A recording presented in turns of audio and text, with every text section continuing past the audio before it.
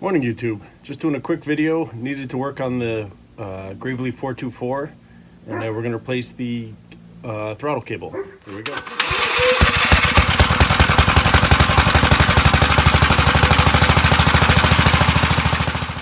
So I was running the 424 last week, mowing the lawn, and ran fine. Actually, just had to make some adjustments on the deck height was a little too low, so I just pulled the handle up a little bit higher, but ran great, no issues. Got to the driveway and or was coming into the driveway, and it died on me. Opened up the tank, it was empty. I'm like, all right. So I put gas in it, and when I went to go it just wouldn't start. And then when I tried to adjust the throttle was just like lock solid, and just was not. The cable was just lock solid. So I think what happened was I put combination of things. So I just had whatever throttle cable I think at the time a while ago, or I don't know if this was original. I probably put it on. But anyways, this has a rubber coated throttle cable, and I think because of the way I had the muffler, it melted it and like fused it inside it. That's my guess. So I rerouted the muffler. I have it on the bottom. I have to just put a little tack weld right there on that cross member support piece.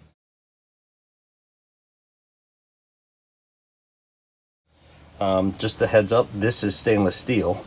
I got a stainless steel nipple so it won't fuse to the block. And then I go down 12 inches elbow, and then to a 8-inch piece, and then to the muffler that I had on there. So just need to, once I get it running, I'll back it out and then do a tack weld on that support brace just to keep it from moving. But anyways, so I'm just gonna feed the wire up and get it going. So I ordered the material I ordered. I have a Stens book and I looked it up. So I ordered off of eBay this part. So this is the galvanized conduit. This is a 295014, 50 feet of it. So there's two different sizes, those of you who don't know. There's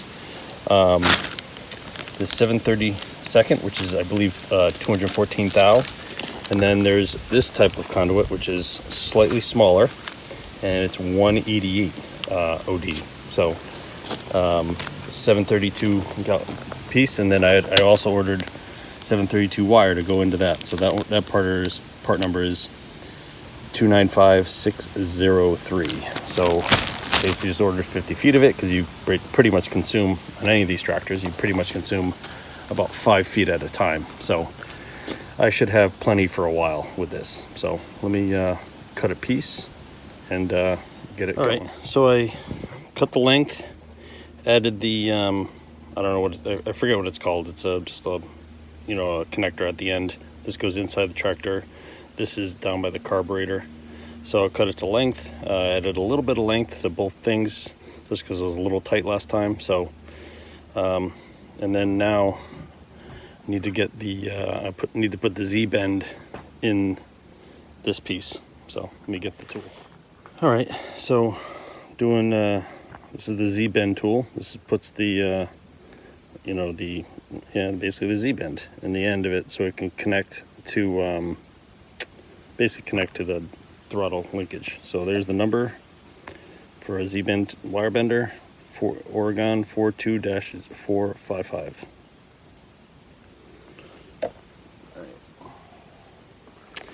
The way this works is the side you need to put the Z-bend in. Sorry, I'll put this in front of me. So as you can see, there's a hole right there. So you put your wire in and push it in all the way, because you can always trim it afterwards.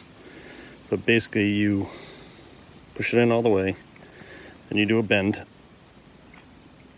Try to get you kind of want it to be as 90 degrees as possible. You rotate the tool, so then you get that part right in that location. Hold on. It's tough doing it because I get the weight of the wire sitting on the ground. All right, so right in that section right there.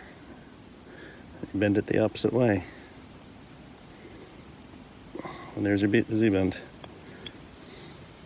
And you basically just, if this is a little too long, you can just trim it afterwards, but there it is. All right, got the new throttle cable in. Actually, after fooling with it, it looks like it might have or should have been maybe a 188, because that connector piece right there was too small. So I had to drill it out to get the 214 to work, but rewired that one, did a quick tack weld on that, on the muffler, couldn't think of the word. So should be good. On to the next project.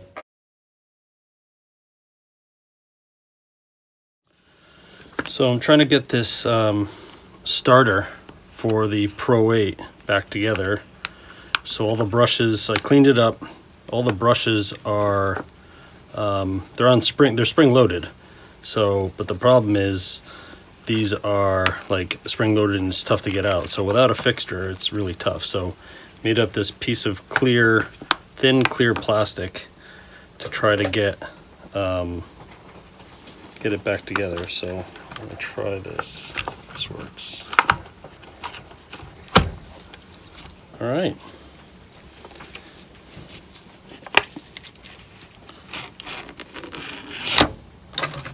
Booyah! It worked.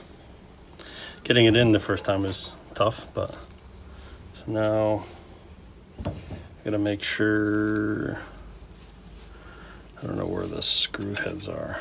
So I just gotta make sure I keep it together now. Make sure that the screws are on the right spot.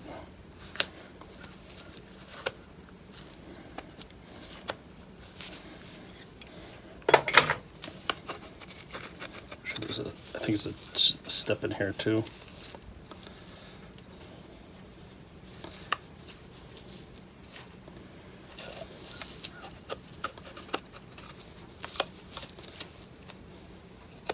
There we go.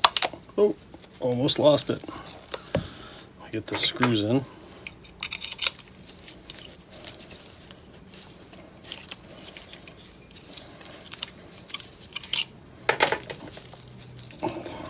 It's tough doing this with just in your hands.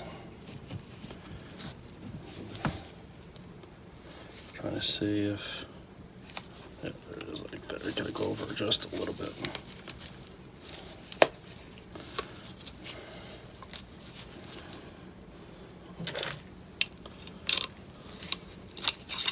There we go. Gotta get the other screw around. There we go. All right, so I'll kind of put a clamp on this and keep these together. I did chip this. I don't know how. I think it fell on the floor. So I'll probably just leave it for now because I don't know how to get this piece off right now, and it's kind of rusty. It's not really causing any problems, so I'm just gonna leave it for now. Clean this up. That should be good. All right, some other progress on the Pro8. So as you saw, I got this cleaned up. Showed my little tool, which was basically just this little piece of very thin plastic that I punched the hole and then cut to be able to get the brushes in place while they're magnets. So that was just, I threw a little bit of paint on that, so that's just drying. The tank, there was 2 bolts that stripped out. Actually on this one, the riv nut or whatever, the thread insert I should say, wasn't in there. I don't know if I have it maybe in a pile of bolts somewhere that I don't know about, but either way it's not staying in there. So I'm JB welding a threaded bolt on this side, and I did one underneath, and the one I did underneath looks like it holds well, but I also have 2 that are good. So, you know, I wouldn't, if all of them were JB weld, I probably wouldn't trust it. But I'm going to try it with 2 and see how it goes. I'll, you know, after running it for a little bit, we'll see how well it basically holds up, see if anything's loose. But like I said, this one here on this side and the one directly straight down from it, those are both the original thread inserts and they're holding fine. Still a pain in the ass that it broke off. So I got that. Once this is dry and I can bolt it up correctly, the starter goes back on, and then I'm going to start working on the carburetor. So that's where we are for this latest update. And so the other issue I was working with today, just real quickly, but you know, we've seen it about a billion times. I still have fuel carb issues with this 8123. Oh, actually, I thought it was a B. Yeah, I said a buddy mine, but 8123. I thought it was just a pump issue or something, but apparently there's still junk in the carb. So I cleaned out the carb yet again, and it ran fine and cut the whole lawn and ran like a champ. I love these bigger units. These things are just awesome. I still love my 424 too. That thing's awesome. But these things, you know, just the size and the weight of these is just, it's great to how much they, you know, I won't drive tractors now without wheel weights. It's just, let's just put it that way. It just rides so much nicer. But so this one's back up and running. I still need to get another deck on, and I want to get this deck. I have the blades sharpened. I just got to do a service on it, and I'll probably drop this one on the 10 commercial 10, or maybe the Pro 16 if I can get the Pro 16 started. I haven't started that one in a while. So, but everything's going good, and so I think I'm gonna just cut this quick video here. So this is the progress we've made. So we'll see you guys soon.